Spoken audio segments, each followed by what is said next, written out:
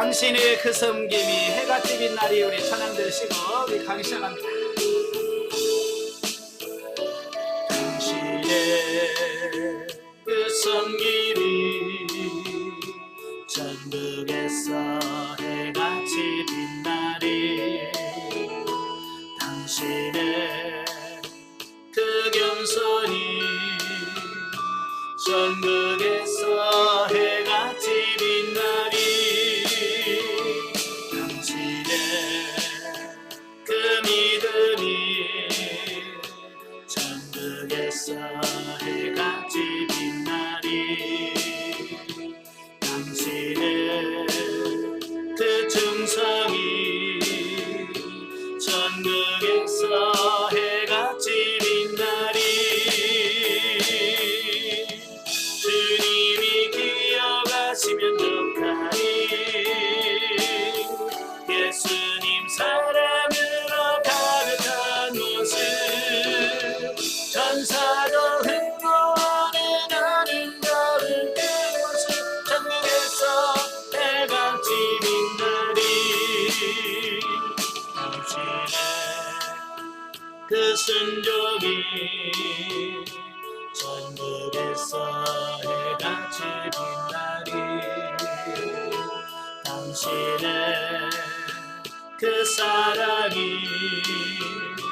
전국에서 해같이 빛나리. 당신의 그 찬송이 전국에서 해같이 빛나리. 당신의 그 헌신이 전국에서 해같이 빛나리. 주님이 기억하시면 좋다니. 예수님 사랑으로 가득한 모습 전사도 흥분하는 아름다운 그 모습 전국에서 해같이 빛나리. 아멘. 기도하겠습니다. 은혜로우신 아버지 감사합니다. 오늘도 우리를 사랑하셔서 귀한 시간을 허락하시고 빌립보서 4장의 말씀을 같이 나눌 수 있도록 은혜 주셔서 감사합니다. 성령님 말씀 나올 때 우리 지각을 열어서 깨달아지게 하시고 그 말씀대로 사라져지는 우리 모두가 될 수 있도록 도와주옵소서. 시종을 주님께 맡기오며 예수님의 이름으로 감사하며 기도합나이다. 아멘. 예, 이 시간에는 우리 빌립보서 4장입니다. 104강. 자, 4장은 빌립보 교회를 향한 종합적인 권면 및 끝맺는 말에 대해서 말씀하는데요. 자, 그 중에서 1절부터 9절까지 오면 성도의 일치와 바른 생활 태도에 대한 말씀을 하고 있습니다. 자, 우리 본문 1절부터 9절까지 우리 같이 보겠습니다. 4장 1절부터 9절까지 다 같이. 그러므로 나의 사랑하고 사모하는 형제들, 나의 기쁨이요 면류관인 사랑하는 자들아, 이와 같이 주 안에 서라. 내가 유오디아를 권하고 순두개를 권하노니 주 안에서 같은 마음을 품으라. 또 참으로 나와 멍에를 같이 한 내게 구하노니 복음에 나와 함께 힘쓰던 저 여인들을 돕고 또한 글레멘도와 그 외에 나의 동역자들을 도우라. 그 이름들이 생명책에 있느니라. 주 안에서 항상 기뻐하라. 내가 다시 말하노니 기뻐하라. 너희 관영을 모든 사람에게 알게 하라. 주께서 가까우시니라. 아무것도 염려하지 말고 다만 모든 일에 기도와 간구로 너희 구할 것을 감사함으로 하나님께 아뢰라. 그리하면 모든 지각에 뛰어난 하나님의 평강이 그리스도 예수 안에서 너희 마음과 생각을 지키시리라. 끝으로 형제들아, 무엇이든지 참되며 무엇이든지 경건하며 무엇이든지 옳으며 무엇이든지 정결하며 무엇이든지 사랑받을 만하며 무엇이든지 칭찬받을 만하며 무슨 덕이 있든지 무슨 기림이 있든지 이것들을 생각하라. 너희는 내게 배우고 받고 듣고 본 바를 행하라. 그리하면 평강의 하나님이 너희와 함께 계시리라. 아멘. 자, 이건 이제 성도들의 일치와 그 바른 생활 태도에 대해서 말씀해 주는데요. 자, 보면은 빌립보 교회에 있었던 분열과 또 기타 문제에 관해서 교훈을 주고 있는 본서의 종결 부분으로 바울이 지금까지 주었던 교훈의 기초에서 종합적인 성격의 권면이라 할 수 있다라고 하는 겁니다. 참 빌립보 교회는 아름다운 교회거든요. 자, 그런데도 문제는 뭐냐면 그런 교회에도 문제가 있더라라고 하는 거예요. 참 저도 이제 안타까운 게 뭐냐면 이 교회 안에 분쟁이 일어나서 서로 다투는 부분들이 참 많이 들려요, 소식으로. 그럴 때마다 참 가슴이 매우 아파요. 어떻게 서로 사랑하고 힘써도 지금 교회가 부흥될까 말까 하는데 교회 안에서 니파 내파 나뉘어서 서로 싸우며 또 세상 법정에다 고발하고, 자, 이런 모습을 볼 때마다 왜 그럴까? 참 저런 모습은 참 진짜 모습이 아닐 터인데 그런 안타까운 마음이 있거든요. 지금 아마 바울도 그 빌립보 교회 안에 서로 분쟁이 있다는 말을 듣고 얼마나 가슴이 아플까요? 그죠?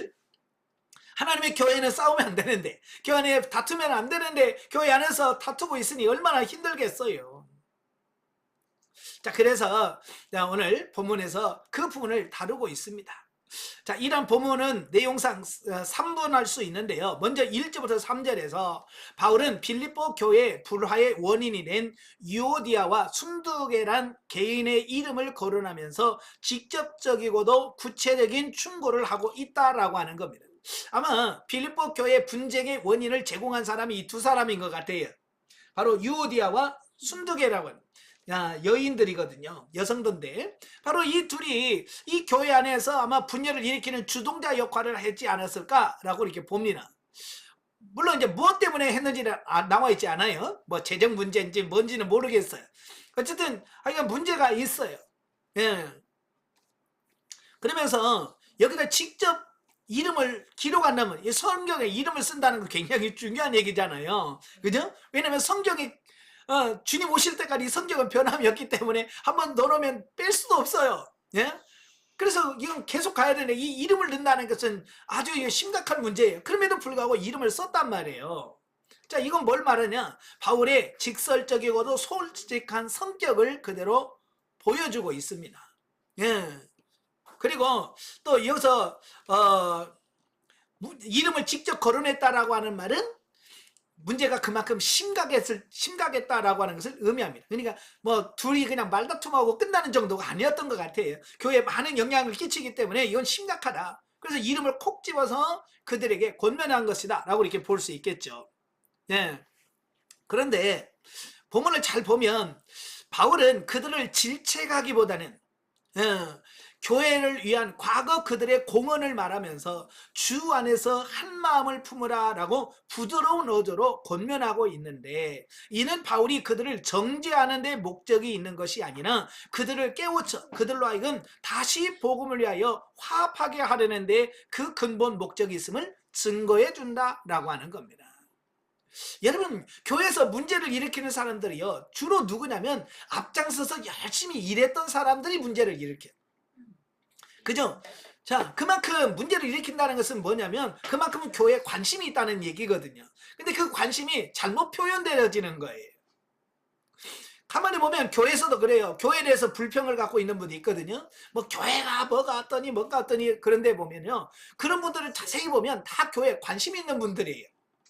관심 없는 사람은요 아무 말도 안 해요. 뭐냐, 누가 뭐라든지 재정을 마음대로 쓰든지 말든지 아무 관심이 없어. 그냥 아무 말도 없어. 근데 교회 사랑하고요 교회로 관심 있는 사람들 관심 있으니까 보이거든요. 예. 근데 그걸 자기가 잘 하면서 하면 괜찮은데 관심은 있는데 그걸 자기가 뭘 표현을 잘 못하고, 그러니까 문제가 생겨지는 또 어떤 부분이라고 볼 수 있겠죠. 예. 그래서 바울은 그들이 예전에 교회에 대해서 얼마나 충성했는지를 쫙 아니까 그들에게 뭐라고 그래요? 예? 참으로 나와 멍에를 같이 한 내게 구하노니. 예, 아마 멍에를 같이 했다는 말을 보면 아마 그 빌립보 교회를 세울 때 아마 개척 멤버나 그 정도였을 것이라고 봐요. 예, 개척 멤버로서 교회에 주동적인 역할을 했던 사람들인데 이제 마음이 상하고 이제 그래서 그랬단 말이에요. 그래서 바울은 그들을 정죄하지 않고 그러니까 무슨 제목이 안 나와요. 뭐 잘못했구나. 뭐 예를 들어서 너 돈을 낭비했지 뭐 이런 거 안 나와. 예. 그러니까 그들을 어찌하든지 어때요? 정죄하지 않고 화합하려고 하는 어떤 그런 목적을 갖고 있다라고 하는 겁니다. 그래서 교회 안에서의 징계와 권면은 정죄하려고 하면 안 돼. 근데 보통 교회에서 왜 실수를 하냐면 정죄부터를 하는 거예요. 집사님 그 잘못됐습니다. 권사님 그 잘못된 거예요. 예? 장로님 그런 거 잘못된 겁니다. 라고 먼저 정죄를 하니까 정죄받는 입장에서는 열받죠. 그죠? 예? 자기도 뭐 열심히 하려고 했는데, 그죠? 자, 뭐 내가 일부러 나쁜 짓 하려고 한 건 아니잖아요. 보통 보면 실수로 하잖아요. 예. 그러니까 그런 부분들을 좀 사랑스럽게 잘 세우려고 시도를 하면 괜찮은데, 대부분이 뭐냐면 정죄부터 시작하니까 상대방의 기분 나쁘니까 이제 그 말이 틀린 게 아니야. 맞은데 기분 나쁘다는 거예요. 그래서 다툼이 일어나는 거거든요. 그래서 우리가 바울의 이걸 잘 배우셔야 돼. 예. 집사님 이거 잘못했지. 그러지 말고 좀 사랑으로 그걸 잘 권면하는 이런 부분이 필요하다. 이처럼 교회 지도자는 교회가 불완전한 존재들의 모임이니만큼 문제가 없을 수 없음을 직시하고, 문제가 발생했을 때 정죄하기보다는 문제 해결의 분위기를 조성해서 그것을 오히려 성도들이 성숙한 신앙으로 진일보할 수 있는 계기로 삼아야 함을 교훈해 준다. 예. 그러니까 교회든 어디든 문제가 안 생길 곳은 다 문제가 발생할 수 있는 소지가 다 있어요. 근데 문제는 뭐냐면 그 문제가 생겼을 때 그걸 어떻게 해결하느냐, 어떻게 지혜롭게 잘 해결하느냐에 따라서 교회가 더 좋아질 수도 있고 아예 교회가 깨질 수도 있어요. 예. 그래서 지혜가 필요한 거예요. 예. 그래서 특별히 지도자가 어떤 말을 하느냐, 어떻게 대처하느냐에 따라서 이게 크게 될 수도 있고 풀릴 수도 있습니다. 예, 그래서 저도 이제 가끔 저희 교단 안에서도 교회 간에 분쟁이 있고 막 그러잖아요. 가만히 보면 처음에 그냥 아이고 잘못했습니다 이 한마디만은 끝날 건데, 근데 그걸 서로 감정이 상해가지고 이게 교단까지 올라가고 총회에서 뭐 정죄를 하니 뭐 파면을 시키니 막 이런 문제까지 나오는, 들어가면 별거 아니에요. 그러니까 처음에 그 문제를 가지고 시작할 때 이걸 지혜롭게 했으면 쉽게 끝날 수 있는 것을, 예, 우리말에 그런 말 있잖아요. 예, 뭐 호미로 막을까 가래로 막는다. 그죠? 그래서 처음 호미로 막을 때 잘 지혜롭게 그걸 잘 막을 수 있는 이런 부분이 필요하다 그 말이에요. 예. 근데 어떤 분은 그래요. 어떻게 교회가 그럴 수가 예, 교회도 그럴 수 있습니다. 왜냐하면 완벽한 자들이 모인 곳이 교회가 아니에요. 교회는 많은 죄인들이 모여서 완전하게 고쳐가는, 저는 이제 자동차 정비소에다 비유를 들거든요. 여러분 자동차 정비소에 무슨 차가 갑니까? 고장난 차가 가지. 안 고장난 차는 안 가요. 고장난 차가 가서 어때요? 거기서 정비하고 깨끗하게 해서 나오는 거죠. 정비해서 나오는 것처럼 교회라고 하는 것은 문제가 있는 사람들이 와서 거기서 치유받고 고쳐지고 바뀌어져서 나가는 곳이 교회다. 그러니까 여러분도 교회에서 좀 잘못된 부분이 보일지라도 그거 가지고 너무 막 정지하거나 판단하지 마십시오. 예? 그래도 언젠가는 저분도 바뀌겠지, 변화되겠지 라는 소망을 갖고 기도하면서 참고 기다려야 돼. 자, 다음으로 4절부터 7절까지 보면 바울이 빌립보 교인들에게 항상 주 안에서 기뻐하고 감사하고 간구하는 생활을 하라고 권면을 하고 있습니다. 예. 앞에 권면이 교회 내에서의 성도들의 상호 관계에 관한 말씀이라면, 본문은 성도 각자가 주를 대하는 올바른 생활 태도를 교훈하고 있는 것이라고 정의할 수 있다라고 하는 겁니다. 자, 한편 바울이 말하는 그 기쁨, 항상 기뻐하라, 내가 다시 말하는 기뻐하라 그러죠. 여기서 말하는 기쁨이라고 하는 것은 세상 사람들이 경험하는 기쁨과는 다른 것으로 환난 중에도 기뻐하고 아무 일에든지 염려하지 않는 그런 기쁨을 말한다라고 하는 거예요. 예. 그래서 많은 사람들이 기뻐해라고 하는, 기뻐할 거가 있어요. 기뻐할 건수가 있어야 기뻐하죠. 우리는 자꾸 뭔 이유를 자꾸 찾는다 그 말이에요.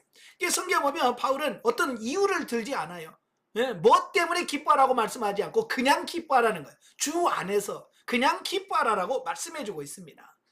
자, 예수님이 요한복음 14장 27절에 뭐라고 그래? 내가 주는 평안을 세상에서 주는 것과 같지 않다라고 말씀하고 있어요. 여러분, 세상에 주는 평안은 무슨 평안이냐면 잘 될 때 누리는 기쁨을 말해요. 그죠? 일이 잘 되면 안 기쁜 사람 없어요. 다 기뻐해. 예수 믿든 안 믿든 신앙이 있든 없든 다 좋은 일인데 다 기뻐져. 시험에 합격했는데 슬퍼하는 사람 없잖아요. 다 기뻐해요. 사업이 잘 돼서 돈을 많이 벌어 기분 나쁜 사람 없어요. 다 기뻐해요. 그런데 문제는 뭐냐면 시험에 떨어졌을 때 기뻐하는 자, 사업이 망했는데 기뻐하는 거, 몸이 아픈데 기뻐하는 거, 이건 차원이 다른 거예요. 그러니까 주님이 주시는 그 기쁨이라고 하는 평안이라고 하는 것은 세상에서 주는 어떤 뭐 때문에 기뻐하는 게 아니라 그냥 주 안에서 기뻐하는 거예요. 예. 그래서 바울은 나중에 감옥에 들어가서도 기뻐. 지금 빌립보를 기록하는 이 장소가 어디냐면 로마 감옥이에요. 어찌 보면 감옥 밖에 있는 빌립보 교인들이 바울을 향해서 감옥 힘드시죠? 그래도 기뻐하세요. 언젠가는 풀려나겠죠. 이래야 되잖아요. 그죠? 감옥 밖에 있는 사람이 감옥 안에 있는 사람한테 기뻐하라고 해야 돼. 근데 이건 반대가 됐잖아요. 지금 감옥 안에서 감옥살이 하고 있는 바울이 감옥 밖에서 자유롭게 사는 사람을 향해서 기뻐하라고 말씀해요. 거꾸로 된 거예요. 이건 뭐냐? 환경을 초월한 걸 말해요. 오늘 우리는 이 환경의 지배를 너무 많이 받아요. 응? 가끔 상담하면서 기뻐하세요? 그러면 목사님 지금 기뻐할 환경이 아닙니다. 우리는 자꾸 환경을 따져. 여러분 그거 따지지 마세요. 아시겠죠? 오직 주님 때문에 기뻐하고 주님 때문에 감사할 수 있는 여러분이 되시기를 바랍니다. 예, 그래서 성도는 이러한 기쁨을 우리 주 예수 그리스도와 하나님 안에서 누릴 수 있다. 왜냐하면 그리스도께서는 우리의 구원자시며 하나님께서는 우리의 간구를 들으시는 자이기 때문이다. 그러므로 우리는 매일 그리스도를 쫓으며 그리스도와 교제하는 중에 항상 기뻐하고 감사하며 기도하는 자들이 되어야 할 것이다. 아멘. 자, 여기 보면 경건의 3요소가 나와요. 하나님 앞에 사는 삶의 3요소. 내가 지금 하나님 앞에 사느냐? 뭘 보면 알 수 있냐? 첫째, 감사가 있냐? 첫째, 기쁨이 있냐? 두 번째로 감사가 있냐? 세 번째, 기도하냐? 이 3가지가 경건의 영성적 삶의 기본적 자세가 이거예요. 3가지가 있어요.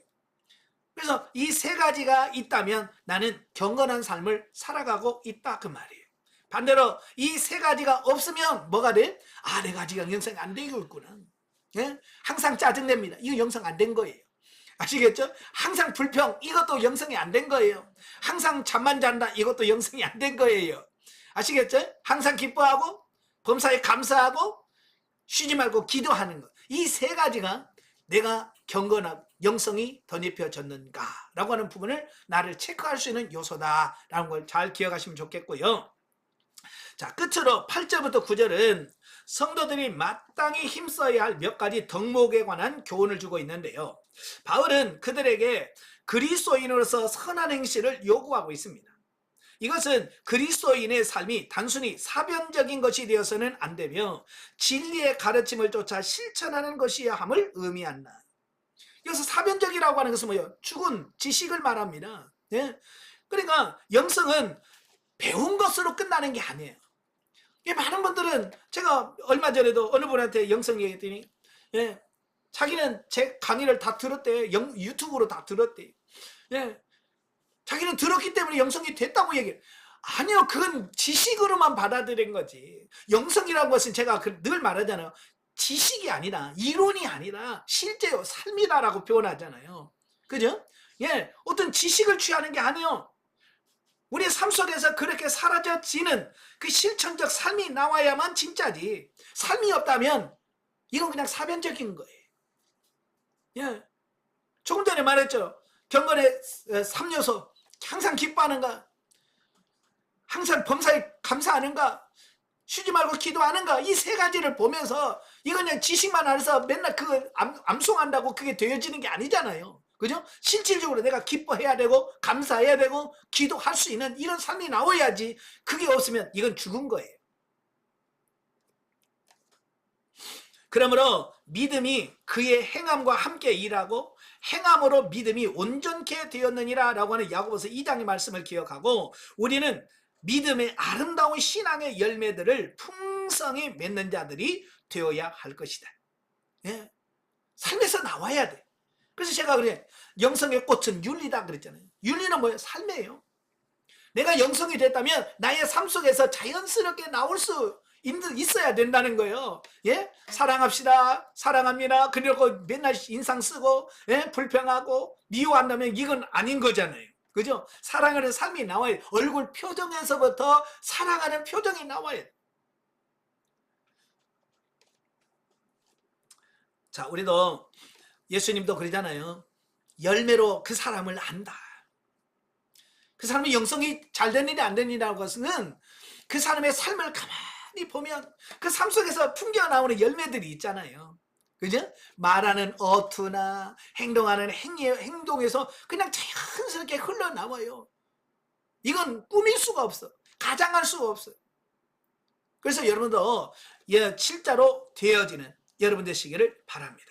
자, 그리고 여기서 이제 한 가지 8절 9절이 굉장히 중요한데요. 이 8절 9절은 뭐냐면 어떤 것을 결정하고 어떤 것을 행할 때 어떤 기준을 가지고 결정하고 판단해야 될까라고 하는 부분이에요. 자, 여러분도 어떤 일을 할 때 이게 정말 하나님의 뜻이냐 아니냐 갈등하죠. 그죠? 자, 이것을 쭉 놓으시고 이것 때문에 맞는지 안 맞는지를 잘 점검해 보시면 이게 하나님의 뜻이다 아니다라고 알 수 있습니다. 그러니까 어떤 것을 행하려고 했을 때 거기 보면 뭐라고 되어 있어요? 예? 무엇이든지 참되며 정말 이게 참된 것인가? 이게 거짓인가 참인가? 그 다음에 이것이 경건한지 이게 경건한 하나님과 관계에서 정말 이게 유익한 건지 그렇지 않은 건지 보셔야 되고 또 무엇이든지 옳으며 이게 옳은지 그른지 그 다음에 무엇이든지 정결한지 또 이것을 하면 사랑을 받을 것인지 또 무엇이든지 칭찬을 받을 만한 것인지 이걸 함으로 무슨 덕을 세울 것인지 또 무슨 기림이 있든지 이것들을 생각해요. 그러니까 무슨 일 할 때 그냥 대충 파악하지 말고 이렇게 정확하게 목록을 딱 정리해놓고 이게 진짜 참되냐? 이게 옳은 거냐? 이게 하나님 앞에서 바른 거냐? 이런 걸 쭉 따져보고 이건 다 맞네? 좋은 거네? 그러면 하십시오. 그런데 여기서 뭐라도 걸리는 게 있잖아요. 예? 이거 거짓인데? 그러면 이건 어떻게 해야 돼요? 하지 말아야 되는 거예요. 이게 뭐 어떤 일을 하거나 뭘 할 때 결정할 수 있는 기준, 판단 기준? 이게 돼야 됩니다. 아시겠죠? 그냥 아무 생각 없이 하니까 우리가 많이 실수를 하는 거거든요. 예, 이거 기준 정확하게 정해 놓으시길 바래요. 자, 그 다음에 10절부터 23절. 자, 10절부터 23절까지 같이 보겠습니다. 내가 주 안에서 크게 기뻐함은 너희가 나를 생각하는 것이 이제 다시 싹이 남이니 너희가 또한 이를 위하여 생각은 하였으나 기회가 없었느니라. 내가 궁핍함으로 말하는 것이 아니니라. 어떠한 형편이든지 나는 차족하기를 배웠느니 나는 비천에 처할 줄도 알고 풍부에 처할 줄도 알아. 모든 일 곧 배부름과 배고픔과 풍부와 궁핍에도 처할 줄 아는 일체의 비결을 배웠노라. 내게 능력 주시는 자 안에서 내가 모든 것을 할 수 있느니라. 그러나 너희가 내 괴로움에 함께 참여하였으니 잘하였도다. 빌립보 사람들아, 너희도 알거니와 복음의 시초에 내가 마게도냐를 떠날 때에 주고받는 내 일에 참여한 교회가 너희 외에 아무도 없었느니라. 데살로니가에 있을 때에도 너희가 한 번뿐만 아니라 두 번이나 나의 쓸 것을 보내었도다. 내가 선물을 구함이 아니요 오직 너희에게 유익하도록 풍성한 열매를 구함이라. 내게는 모든 것이 있고 또 풍부한지라. 에바브로 디도편에 너희가 준 것을 받음으로 내가 풍족하니 이는 받으실 만한 향기로운 제물이요 하나님을 기쁘시게 한 것이라. 나의 하나님이 그리스도 예수 안에서 영광 가운데 그 풍성한 대로 너희 모든 쓸 것을 채우시리라.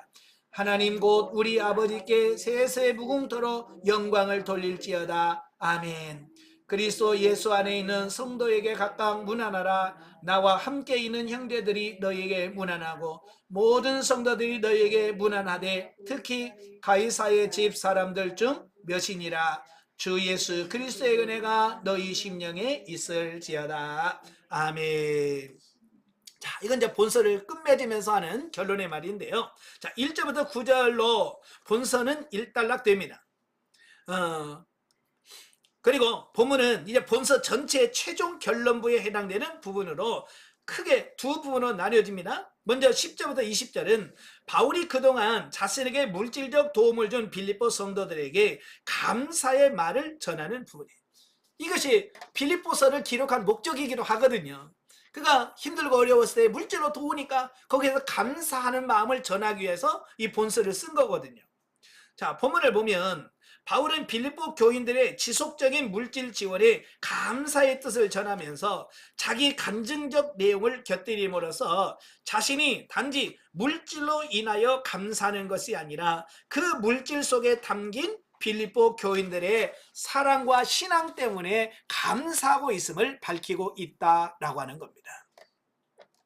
자, 여기서 자칫하면 또 이렇게 생각할 수 있는, 아이고 돈 받고 쉬는 사람 어디 있어? 돈 받았으니까 좋아서 썼겠지. 뭐 이렇게 생각할 수 있어요. 여러분 돈 주는데 기분 나쁜 사람 있어요, 없어요? 없어요. 저도 누가 돈 주면 좋더라고요. 예, 돈 싫어하는 사람 없어요. 다 좋아합니다. 자, 그런데 중요한 것은 뭐냐면 돈을 받았기 때문에 좋은 게 아니란 말이에요. 바울도 지금 그 얘기를 하고 있어요. 물론 그 받았기 때문에 좋긴 하지만 정말 바울이 기뻐한 것은 뭐냐면 그들이 그렇게 헌금할 수 있는 영적인 믿음의 성장, 이게 더 중요한 거예요. 저도 보면 이렇게 예전부터 목회를 하다 보면 이게 전도해가지고 교회 오잖아요. 새신자가 와요. 새신자가 오면 성경보도 하고 가르칩니다. 가르치면 어느 순간에 감사한금 안 했던 사람이 갑자기 감사한금을 해요. 또 얼마 지나면 또 11조 해가지고 이름 써서 올려요. 그러면 얼마나 기쁜지 몰라요. 근데 그게 액수가 많고 적음을 떠나 그게 아니라 와, 이제 감사할 수 있는, 감사한금까지 할 수 있는 신앙이 됐네. 야, 이렇게 신앙 11조까지 할 수 있는 이 믿음으로 자랐구나. 저는 그것이 너무 기쁜 거예요. 그러니까 그 돈이 뭐 액수가 1,000원이냐 2,000원이냐 만원, 이게 중요한 게 아니고 그렇게 드릴 수 있는 신앙으로 자랐다라고 하는 게 너무 기쁜 거예요. 지금 바울도 빌립보 교인들에게 말하고 있는 게 바로 이런 거예요. 받아서 좋긴 하지만 그보다도 그들의 신앙과 그들의 믿음이 그만큼 성장했기 때문에 그것 때문에 감사한다라고 하는 사실. 사실 바울은 자비랑 선교였잖아요. 고린도 교회라든지 이런 교회 가면 손수 천막을 깁는 일을 하고, 그래서 돈을 벌어서 그 돈 가지고 교회를 운영하면서 교회를 세웠거든요. 자, 그런데 지금 로마에 간 바울은 그런 상황이 아니잖아요. 같은 연금을 하고 있기 때문에 일을 할 수가 없잖아요. 예, 자유로웠다면 그런 일하면서 물질을 버니까 물질에 어떤 이런 게 좀 적었을 거예요. 부담이 적었을 겁니다. 그런데 지금 로마 감옥에 있으니까 이건 뭐요? 돈은 못 벌지. 감옥에 있다고 또 먹을 건 먹어야 되잖아요. 그죠? 쓸 건 써야 되잖아요. 그죠? 그러니까 돈은 들어올 때 내놓고 나갈 때만 있는 거예요. 그러니까 바울의 입장에서도 곤란하죠. 그죠? 뭐 자기 혼자 있는 것이 아니라 또 옆에 누가 더 있지, 디보도 있지, 많은 사람들이 있단 말이에요. 예. 그들과 같이 바로 그런 어려움을 겪고 있을 때 바로 빌립보 교회에서 선교원금을 받으니 바울의 입장에서는 굉장히 힘이 됐을 거예요. 그죠? 예. 그러나 바울은 돈을 받았기 때문에 기뻐한 것이 아니라 그들이 그렇게 선교비를 보낼 수 있을 만큼 영적으로 성장하고 성숙했다고 하는 그 부분이 어쩌면 더 기쁨과 감사가 됐다라고 하는 것을 보게 됩니다. 사실 선교비를 준다든지 이런 건 쉬운 일이 아니잖아요. 그죠? 아마 여러분도 열심히 일해서 교회에다 감사한금 내고 11조 내고 또 선교비 낸다라고 하는 게 쉽지 않다는 걸 알아요. 저도 경험해 보니까. 저도 우리 교회가 어렵지만 그래도 선교비를 꾸준히 하려고 노력을 해요. 많지는 않지만 그래도 하려고 노력을 해요. 그래서 지금도 국내 한 곳, 국외 한 곳, 두 군데 하고 있거든요. 예. 자, 왜냐? 이거 선교는 하나님의 뜻이고 하나님이 기뻐하시는 것이기 때문에 그렇습니다. 근데 보면 받는 사람 입장에서는 애매할 수 있어요. 작을 수 있어요. 그죠? 받는 사람 입장에서는 좀 적다라고 할 수 있지만 사실 드리는 사람은 그걸 드리기 위해서 얼마나 갈등하고 고민했겠어요. 그죠? 마음이 없으면 그거 못합니다. 저도 성도들이 가끔 목사님 좀 이렇게 쓰십시오라고 들 때 참 그게 많고 적음이 아니라 그 마음이 얼마나 고마운지, 얼마나 감사합니까? 그죠? 그 사람은 돈이 안 아꼈겠습니까? 돈이 뭐 필요하지 않겠습니까? 자기도 돈도 부족하고 필요하지만 하나님의 나라를 위해서 섬기는 얼마나 감사합니까? 예. 그래서 여러분들도 이 바울이 왜 감사하는지, 예. 감사가 얼마나 풍성한지를 보시면 좋겠습니다. 자, 사실 바울은 어떤 상황과 처지에서도 그리스도의 능력에 힘입어 자족하는 법을 배웠고, 그렇죠. 그래서 그는 많은 어려움을 겪어봤잖아요. 그러는 거기 때문에 어떤 상황이든지 적응할 수 있는 법을 배웠다라고 하는 거예요. 또 그는 전도 사역의 대부분은 성도들의 원조에 의지하지 않고 자력으로 사역하는 것을 원칙으로 삼았다. 따라서 그는 지금 단순히 빌립보 교인들이 보낸 물질 때문에 감사하는 것이 결코 아니라 오히려 바울은 빌립보 교인들이 자신을 사랑하여 물질로 도우며 그의 복음 전파 사역에 동참한 것을 기뻐하고 있다라고 하는 거예요.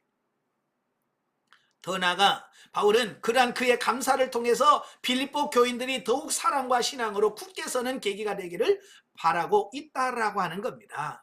예, 그러니까 물질만 보내고 끝이 아니라 그런 과정을 통해서 영적으로 더 온전해지고 성장하고 성숙해지길 원했다라고 하는 거예요. 자, 이러한 바울의 감사는 물질 만능주의로 인해서 교회 내에서 잘못된 물질관이 만연한 오늘날 이 땅의 교회들에게 바른 물질관을 제시해 준다 하겠다라고 하는 겁니다. 예, 그래서 바울은 자족하는 신앙, 자족하는 신앙, 물질관을 가졌어. 대부분 이렇게 성도들과 이렇게 이야기를 하다 보면 이 자족하는 신앙을 잘 못 갖추는 분들이 많아요. 계속해서 불만을 갖고 하나님 왜 나에게는 이렇게 물질을 많이 안 주십니까? 자, 그러면서 이 불평하는 분들이 참 많아요. 예, 여러분 이제 여러분 정도가 되시면 이제 자족할 줄 아는, 내가 가진 하나님이 주신 부분에 대해서 감사하고 만족할 수 있는 이런 부분들이 되셔야 돼요. 아시겠죠? 그래서 바울처럼 모든 배부름과 배고픔과 풍부와 궁피에 어떤 상황이 와도 감사하고 기뻐할 수 있는 그런 수준으로 성장해 가는 것이 더 중요하다라고 봅니다. 자, 다음으로 21절과 23절에서 바울이 빌립보 성도들에게 문안 인사를 하는 부분이다. 이 부분을 보면 바울은 먼저 성도들에게 그와 그의 동역자 및 로마 교회 성도들의 문안 인사를 전하고 빌립보 성도들에게 축도를 함으로써 본서를 종결짓고 있다라고 하는 겁니다. 자, 영적에 보겠습니다. 자, 영적에를 보면 범사의 하나님의 뜻을 따라 믿음으로 구하고 순종할 때 하나님은 성도의 영혼을 진리로 채우신다. 주의 말씀을 듣고 믿고 행할 때 일체의 진리의 비결을 배우게 된다. 아마 여러분 상담하면서 제가 진리가 되는 공식에 대해서 설명을 했을 거예요. 기억하실지 모르겠어요. 자, 어떻게 해야 진리가 되느냐? 공식이 있습니다. 우리가 수학 풀 때 공식이 있잖아요. 그래서 공식에 맞춰서 풀어야 이게 답이 나오지. 그 공식 모르면 답이 안 나오거든요. 자, 진리가 되는 공식 첫째가 뭐냐? 하나님께 묻는 거예요. 하나님께 묻는 거. 이게 진리가 되는 가장 큰 첫 번째 공식이 뭐냐? 하나님께 묻는 거예요. 그래서 잘 묻는 훈련을 많이 시켰잖아요. 여러분 어때요? 잘 물으십니까? 묻는 게 없으면 진리가 되지 않습니다. 자, 묻고 그 다음에 뭐예요? 하나님 음성을 듣고 듣는 거예요. 어떤 사람은 묻긴 하지만 못 듣는 사람이 있어요. 예, 안 돼요. 물었으면 들어야 돼. 그 다음에 세 번째가 뭐냐? 그걸 믿어야 돼. 하나님의 음성인 줄 믿어야 돼. 많은 사람들이 하나님의 음성을 듣고도 설마 이거 내 생각일까? 이렇게 갈등한다고 말이에요. 아니요. 하나님의 말씀으로 믿어야 돼. 예, 믿어야 뭐가 나와요? 네 번째 순종이 나오는 거예요. 이건 네 가지는 반드시 필요해요. 이 순서가 바뀌어도 안 되고 이 중에 뭐 하나 빠져도 안 되는 거예요. 문둥이 빠져도 진리가 안 됩니다. 음성을 듣는 걸 빠져도 진리가 안 돼요. 예, 믿는 것 빠져도 진리가 안 되고 순종에 빠져도 진리가 안 돼요. 이 네 가지는 정확하게 거쳐서 이루어져야 진리가 된다라고 말씀드릴 수가 있어요. 여러분도 진리대로 순종하시길 바랍니다. 이제는 이게 이 네 가지가 여러분의 삶 속에서 평범하게 이루어져야 돼. 하나님께 어떻게 할까요? 라고 묻고 주님께서 이렇게 해라. 예, 알겠습니다. 그걸 하나님의 음성으로 믿고 그 다음에 순종해가는 이 단계가 잘 이루어지는 여러분 되시길 바라요. 자, 바울은 여기서 빌립보 교인들로부터 필요한 선물을 받고 하나님께서 그들의 필요를 또한 채워주실 것을 확신시키고 있다. 우리가 이웃에게 베푸는 모든 것은 하나님을 기쁘시게 하는 향기로운 제물로 여기고 드릴 수 있어야 하며 주께서 우리에게는 심을 수 있는 기회를 주시는 것이고 우리를 도구로 사용함으로 베푸시는 사랑임을 알 때 우리에게 또한 넉넉히 채워주심을 경험하게 된다. 자, 영성적 물질 관계에서 다 배우셨잖아요. 음화 책임 단계, 그 다음에 실용 단계, 진리 단계, 생명 단계, 이렇게 해서 네 단계에 대한 부분을 이미 다 배우셨어요. 이 부분을 잘 기억하셔서 이제는 열심히 심어야 돼요. 심지 않으면 거둠이 없어요. 예? 그래서 많이 심는 자는 많이 거둔다. 그래서 여러분도 하나님 어디다 심을까요? 예? 그래서 계속 심으셔야 돼. 심어야 거둡니다. 심지 않으면 거둠이 없습니다. 그래서 열심히 심으시기를 바랍니다. 예. 더 나아가 주의 이름으로 섬기는 모든 일이 생명에 이르는 삶이 된다. 아멘. 자, 결론으로 자, 성경 계시발전사적 이해를 보도록 하겠습니다. 자, 오늘은 자, 3절에 보니까 생명책이라는 말이 나와요. 예, 그 이름들이 생명책에 있느니라. 그래서 이 생명책이라고 하는 부분을 같이 보도록 하겠습니다. 자, 생명책이라고 하는 말이 성경에 총 8번 나와요. 그게 많지는 않지만 자, 그 부분을 보면 생명책, 우리 국어사전에 보면 생명책이 뭐냐라고 보면 저는요, 우리 국어사전 보다가요, 참 은혜를 많이 받아요. 너무 영적이에요. 예, 이 생명책이라고 하는 이 부분을 보면서 야, 이렇게 잘 설명해놨냐? 라고 깜짝 놀랐어요. 뭐라고 돼 있어요? 구원을 받은 자들의 이름과 의인의 행위가 적혀있는 하늘의 책. 이만큼 잘 설명하는 책이 없어. 기가 막혀. 예. 그러니까 구원받은 자들의 이름과 그들의 행위, 그들의 행위를 다 기록해 놓은 하늘에 있는 책이 생명책이다. 이렇게 설명을 해 놨어요. 이걸 헬라어로 보니까 테스, 비블루 테스 조에스 라고 하는 말인데요. 구약 성경에서는 하나님의 백성인 이스라엘에 속한 자들을 기록한 목록을 나타냄. 예. 또 생명책에 기록되었다라고 하는 것은 하나님 나라의 시민권을 가진 하나님의 백성이 됨을 시사한다라고 하는 거예요. 그러니까 이름이 있다 없다라고 하는 굉장히 중요한 거예요. 예, 여러분 동사무소에 여러분 주민등록 등록이 돼 있잖아요. 근데 등록이 안 돼 있으면 어떻게 될까요? 주민등록 여러분 기록이 없으면 어떻게 돼요? 예, 우리나라 현재 살고 있지만 우리나라 국민이 아니야. 법적으로도 보호도 못 받아요. 그래서 이게 등록이 되어 있어야 국가에서는 이게 보호를 받고 권리를 주장할 수 있는 이런 부분이 되어지거든요. 예, 마찬가지로 하나님의 나라에도 이름이 있어야 돼. 굉장히 중요한 거예요. 그러니까 생명책에 내 이름이 기록됐다라고 하는 말은 내가 구원받았다라는 뜻이고, 생명책에 이름이 없다는 말은 뭐예요? 예, 구원받지 못했다 그런 뜻이에요. 예를 들어서 이런 거요. 학교만 무조건 다닌다고 졸업장 안 주잖아요. 출석부에 내 이름이 기록이 돼 있어야 돼. 참 저도 이 출석부만 하면 가슴 아픈 게 있어요. 제가 신학교 다닐 때 돈이 없어가지고요. 등록금을 제때 못 내. 등록금을 제때 못 내면요. 출석부에 이름이 안 올라갑니다. 예, 등록금을 낼 때까지 학교는 다녀, 공부를 하는데 이름이 안 올라가. 그러니까 출석 시간에 내 이름을 안 불러요. 왜? 등록금을 내야 이게 이름이 들어가는데 이름이 안 들어가니까 출석을 안 부르는 거예요. 저도 그런 가슴 아픈 사연이 있답니다. 그래서 얼마든지 좀 일부라도 반액이라도 내면 그때 다 이름을 올려줘요. 이제 출석부에 이름이 올라가. 참 그런 걸 보면서 이름이 없고 있고 없고는 굉장히 차이가 나요. 어떤 분이 그래요. 아, 서울대를 20년 다녔는데 졸업을 안 시켜준대. 그 깜짝 놀라. 뭔데요? 그랬더니 아, 경비.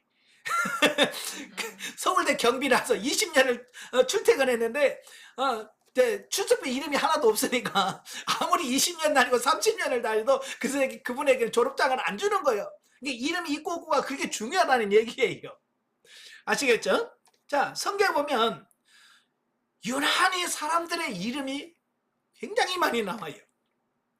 예, 특별히 족보, 명단 이런 것들이 많이 나오잖아요. 바로 그 구약에 나오는 그 많은 족보들, 이런 것들이 뭐냐? 바로 성경에 나오는 생명책의 예표가 되는 1번입니다. 1번 보시면 구약에 나오는 수많은 사람들의 명단은 바로 생명책의 예표다. 예? 이름이 기록되어 있어요. 그 뭐냐? 하늘에 기록된 생명책의 예표요, 그림자요, 모형이라 그 말이에요.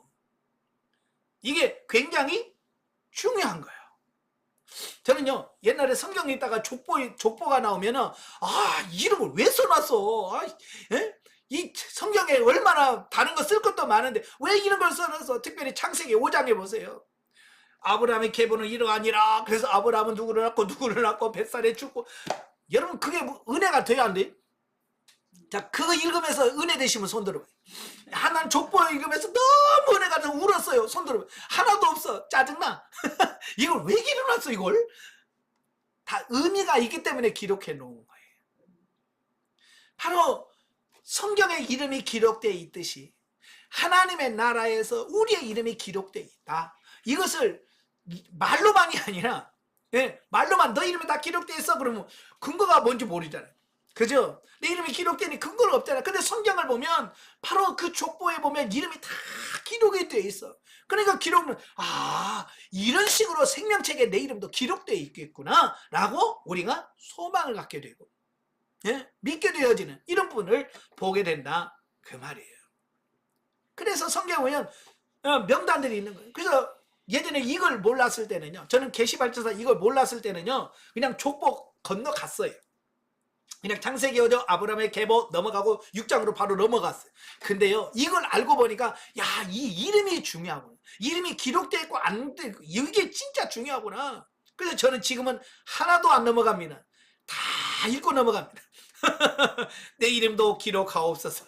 내 이름도 하나님의 생명책에 기록되시고 하늘의 행위록에 나의 삶이 기록되기를 원합니다. 이러면서 읽어요. 그래서 자, 오늘은 구속사 계시발전사는 생명책입니다. 구약에서는 예표와 모형과 그림자라고 그랬죠. 이거 뭘로 나옵니다? 족보.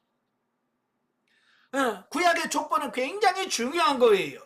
그 다음에 이름들. 자, 이런 것이 굉장히 나옵니다. 자, 출애굽기 32장 보겠습니다. 출애굽기 32장. 출애굽기 32장 30절부터 32절.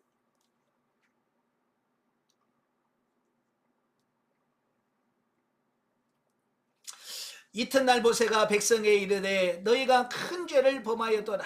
내가 이제 여호와께로 올라가노니 혹 너희를 위하여 속죄가 될까 하노라 하고, 모세가 여호와께로 다시 나아가 여짜오되 슬프도소이다. 이 백성이 자기들을 위하여 금신을 만들어 싸우니 큰 죄를 범하였나이다. 그러나 이제 그들의 죄를 사하시옵소서. 그렇지 아니하시오면 원하건대 주께서 기록하신 책에서 내 이름을 지워버려 주옵소서. 어쩌면 하늘에 있는 책의 실체를 제일 먼저 모형적으로 이야기한 사람이 누구냐? 모세예요. 금송아지 사건 때 하나님 앞에 그들을 용서해달라고, 이스라엘 백성들의 죄를 용서해달라고 기도하면서, 예, 그 하나님의 간절히 기도하는 내용 중에 하나가 뭐냐면 저들의 죄를 사하여 주옵소서. 만약에 저들의 죄를 사하지 않으시려면 내 이름을 하나님의 거룩하신 책에서 지워주세요. 생명책에서 내 이름을 지워주세요라는 말씀이에요. 이건 뭘 말합니까? 지금 이스라엘 백성들이 우상 숭배함으로 다 어떻게 돼요? 하나님의 심판으로 멸망당한단 말이에요. 다른 사람, 다른 백성 다 멸망당하고 지옥 가는데 나만 천국 가겠다, 그게 아니라 모세는 뭐예요? 나도 지옥 가겠습니다. 예, 생명책에 이름을 지워달라는 말은 무슨 말이에요? 나 지옥 가겠, 나 지옥 보내주세요, 그 얘기예요. 그러니까 자기의 영적 생명을 걸고 기도하는 거예요. 그러니까 얼마나 모세가 간절히 하나님께 기도했는지를 아시겠죠? 여러분, 이런 기도할 자신이 있어요, 없어요? 예, 저도 한때는 못하겠더라고요. 하나님, 저 사람 구원해 주세요. 내가 대신 저 사람 대신 지옥 갈 테니까 하나님 저 사람 구원해 주세요. 이 기도를 못하겠더라고요. 그래서 저도요, 참 그걸 못해가지고 망설일 때가 많이 있었어요. 자, 이건 진짜 사랑 없으면, 그 사람을 진짜로 사랑하지 못하면 이런 기도 못합니다. 하나님, 내가 저 사람 대신 저도 지옥 갈 테니까 하나님 저 영혼 대신 구원해 주세요 라는 기도는 정말 사랑 없으면 못하는 기도예요. 정말 목숨과 생명의 기도예요. 그만큼 이 생명책이라고 하는 것은 굉장히 중요하다라고 하는 거예요. 생명 걸고 기도했다라고 하는 거예요. 그만큼 생명책의 기록은 매우 중요하다. 네. 자, 그 다음에 역대상을 보시면 역대상 23장부터 27장까지입니다. 저도 역대상을 읽으면서 열받는 것이 바로 이거예요. 아, 사람의 명단이 쫙 나오는 거예요. 이런 걸 왜 써놨어? 이게 무슨 상관이 있지? 자, 그런데 의미가 다 있다는 거예요. 바로 하늘에 가면 생명책이 있고 그 옆에 행위록이 있다는 거예요. 행위록이라고 하는 것은 뭐예요? 그 사람이 이 땅에서 어떻게 살았는지를 다 기록해 놓은 책이 있더라는 거예요.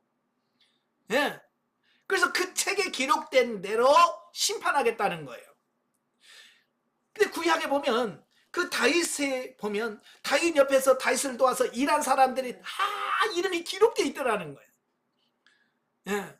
이래 여러분, 천국에 가면 제가 권대한 이름 있고 그 옆에 저를 도와서 같이 훈련 받으신 여러분의 이름도 다 거기서 다 기록되어 있을 거예요.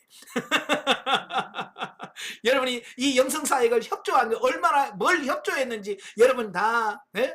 운전한 거, 뭐 한 거, 와서 밥 해준 거, 뭐 이런 거 다 이런 거 다 기록되어 있을 거예요. 자, 보세요. 23장은 뭐예요? 레위 사람들이 한 일. 레위 사람들은 그 사람들이 뭘 했는지까지가 명단까지 쫙 기록이 되어 있어요. 자, 24장은 제사장 직분을 맡은 사람들, 제사장들의 이름이 쫙 기록되어 있습니다. 또 25장이면 찬양하는 사람들, 성가대 명단과 이름이 쫙 써 있습니다. 여러분, 하나님의 일하는 사람들요, 한 사람도 안 빼지고 다 써졌어요. 심지어는 26장에 가면 성전 문지기가 뭐 이렇게 중요하겠어요? 그죠? 세상에서 별로 중요하지 않아요. 그런데도 다 기록되어 있더라고요.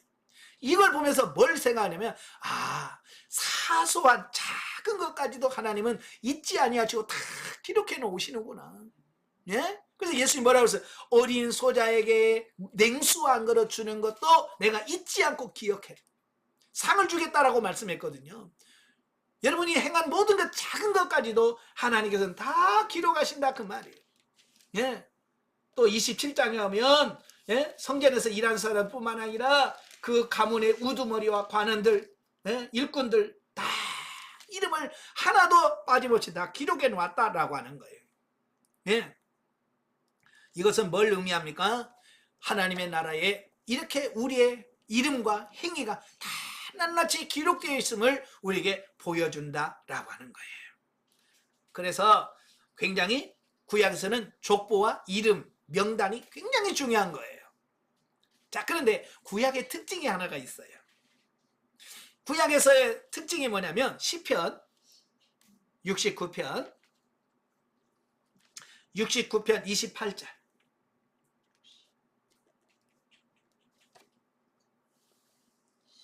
시편 69편, 이건 다윗의 시인데요. 28절에 보면 그들을 생명책에서 지우사 의인들과 함께 기록되지 말게 하옵소서.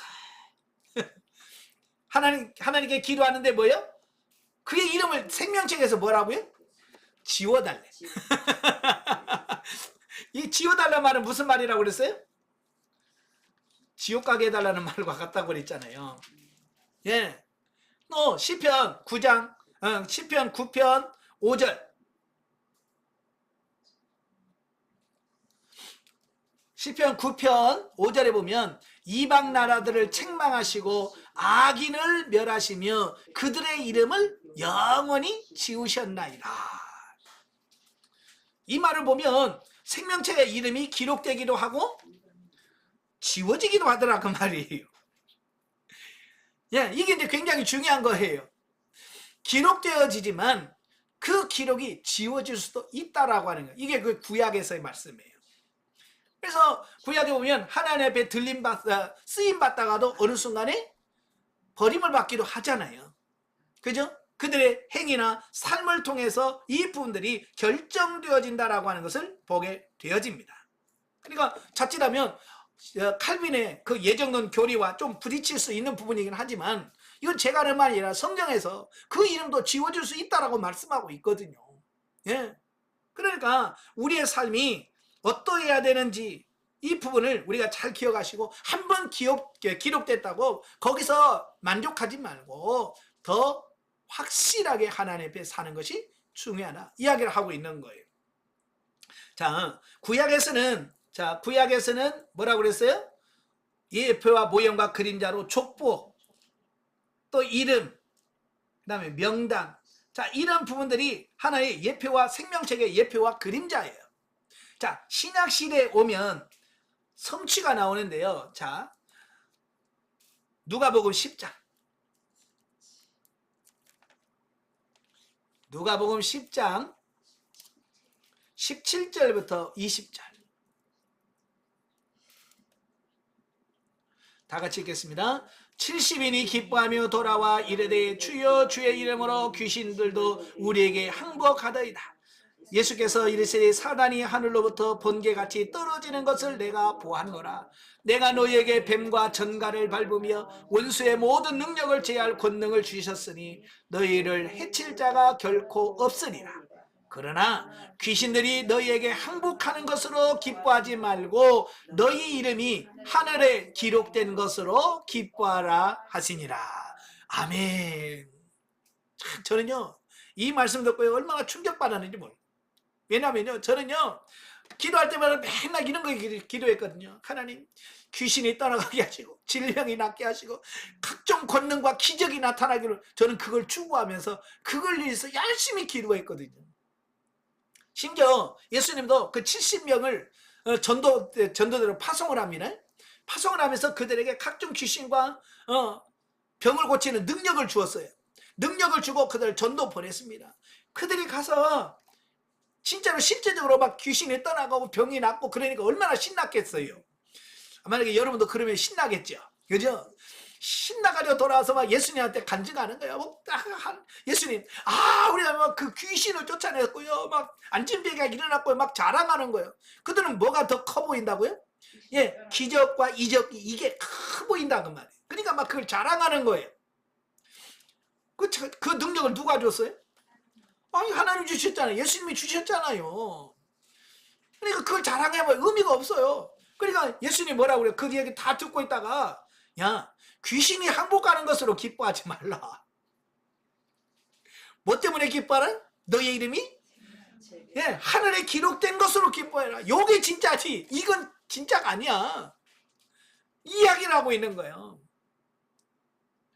자 여기는 없습니다만 마태복음 7장 21절부터 23절이 바로 이 말씀을 그대로 보여주는 거예요.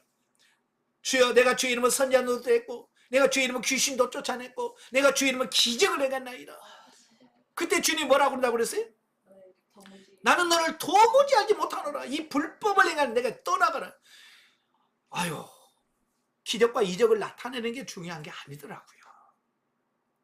예, 정말 중요한 것은 하나님 앞에 인정된 사람, 구원받은 자의 명단에 생명책에 기록된 요게 중요한 거지. 내가 기적을 행하고 이적을 그렇게 하지 말라는 말이 아니에요. 우리가 목표가 기적과 이적을 추구하는 그 삶이 내 목표가 되면 안 된다라고 하는 것을 말씀해 주고 있습니다. 정말 하나님이 나의 삶을 인정해 주고 하나님이 나를 기억해 주고, 예? 상을 줄 수 있는 삶이 중요한 거지. 예? 그 기적과 이적을 나타내는 게 중요해요. 원래 근데 많은 사람들이 뭐에다가 신경 쓰냐면 바로 이런 거예요. 막 병 고치고 치유 역사 나타나고, 그래서 막 병 고쳐서 하면 치유가 되면 난리 납니다. 예? 뭐 불의 종, 환상의 종, 능력의 종, 뭐 이 시대에 뭐 엘리야가 태어난 뭐 이렇단 말이에요. 그게 중요한 게 아니라니까요. 우리가 정말 하나님이 인정하는 삶이 중요한 거예요. 아시겠죠? 여러분 생명책에 여러분의 이름이 기록되어 있나요? 그게 중요한 거라니까요. 자, 오늘 본문 빌립보서 4장 3절 보십시오. 빌립보서 4장 3절에 보면 또 참으로 나와 멍에를 같이 한 내게 구하노니 복음에 나와 함께 힘쓰던 저 여인들을 돕고 또한 글레멘도와 그 외에 나의 통역자들을 도우라. 그 이름들이 생명책에 있느니라. 우리 서로 교회 안에 서로 싸우지 말라는 거예요. 도우라는 거예요. 왜? 그게 이름이 생명책에 있기 때문에 그렇다라고 하는 거예요. 예. 그러니까 생명책이 있다라고 하는 것은 뭘 말합니까? 구원의 확신을 얘기하는 거예요. 예. 그 사람들은 다 생명책에 기록이 돼 있다. 그러니까 그들을 미워하면 안 되고 서로 싸우면 안 된다. 이야기를 하고 있는 거예요. 그러니까 여러분의 교회 성도들은 생명책에 이름이 기록된 자들이거든요. 그래서 그들이 서로 미워하고 시기하고 질투하면 되겠어요? 안 되겠죠. 서로 사랑하려고 힘써야 되고 서로 도우려고 힘써야 돼요. 예. 그럴 때 그 모든 것이 다 하늘에 기록이 되어 있다라고 하는 것을 보게 됩니다. 자, 계시록 3장 5절 보시면, 자, 사대교회에 보내는 말씀 중에 하나가 나옵니다. 예. 사대교회 하면 뭐가 생각납니까? 죽은 교회, 예? 책망을 받은 교회잖아요. 예. 자, 5절 보십시오. 5절. 이기는 자는 이와 같이 흰 옷을 입을 것이요 내가 그 이름을 생명책에서 결코 지우지 아니하고 그 이름을 내 아버지 앞과 그의 천사들 앞에서 시인하리라 그랬어요. 이기는 자. 여기서 이기는 자는 뭘 말합니까? 죄를 이기고 환경을 이기고 마귀를 이기고, 예? 자기 자신을 이기는 사람, 영적으로 승리한 사람을 의미하는 거예요. 예. 바로 이런 이기는 자만이 생명책에 이름이 기록되어 있고 절대로 지워지지 않을 거다라고 말씀해 주고 있습니다. 자, 지금까지 모든 것은, 자, 결론이 나옵니다. 계시록 20장 15절. 계시록 20장 15절. 다 같이 누구든지 생명책에 기록되지 못한 자는 불못에 던져지리라. 우리가 보통 이제 백보자 심판이라고 그러잖아요. 크고 흰 보좌 앞에서 마지막 최후 심판을 받는데 바로 이 생명책에 그 이름이 기록되지 않으면 그 누구든지 불못에 던져진다. 구원을 받을 수 없다라고 말씀해 주고 있습니다. 네. 자, 21장 27절. 무엇이든지 속된 것이나 가증한 일 또는 거짓말하는 자는 결코 그리로 들어가지 못하되 오직 어린 양의 생명책에 기록된 자들만 들어가리라. 새하늘과 새 땅에 누가 들어간다고요? 예, 어린 양의 생명책에 기록된 사람만 들어갈 수 있다라고 말씀해주고 있습니다. 예, 그래서 구약에서는 단순히 족보, 이름, 명단만 쫙 설명하고 있지만 그 모든 것은 최종적으로 생명책에 대한 예표와 모형과 그림자라고 하는 사실이에요. 자, 결론입니다. 생명책에 이름이 기록되어 있는 자만이 구원을 받을 수 있다. 생명책에 명단이 없으면 어떻게 돼요? 구원 못 받아요. 따라서 우리의 이름이 생명책에 기록되어 있는지를 점검하고 확신을 갖는 것이 중요하다라는 겁니다. 그래서 여러분이 어때요? 생명책에 여러분 이름이 있을까요? 없을까요? 자, 불분명하다 손 들어. 글쎄, 내 이름이 기록되어 있나? 안 기록... 이건 내가 느낌이나 어떤 감으로 아는 게 아니에요. 예, 느낌이나 감이 아니에요. 그래서 하나님께서 분명히 우리에게 성령을 통해서 확신을 주십니다. 이게 구원에 대한 확신이죠. 예, 구원에 대한 확신을 말씀하고 있습니다. 예, 그리고 정말 중요한 것은 여러분의 삶이, 여러분의 삶 속에서 열매로 이 삶이 나오는가. 그러니까 교회 다닌다고 하면서 자기 이름에 생명책이 있다고 하면서 엉망으로 살면 이건 진짜가 아닐 수 있습니다. 그래서 우리가 진짜로 우리가 생명책에 기록되어 있는지 우리 자신이 점검해 우리 삶을 되돌아보십시오. 예?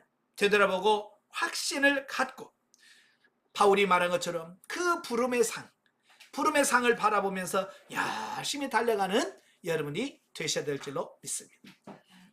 기도하겠습니다. 은혜로우신 아버지 감사합니다. 오늘도 우리를 사랑하셔서 빌립보 4장의 말씀을 통해서 과연 우리의 이름이 생명책에 기록되어 있을까?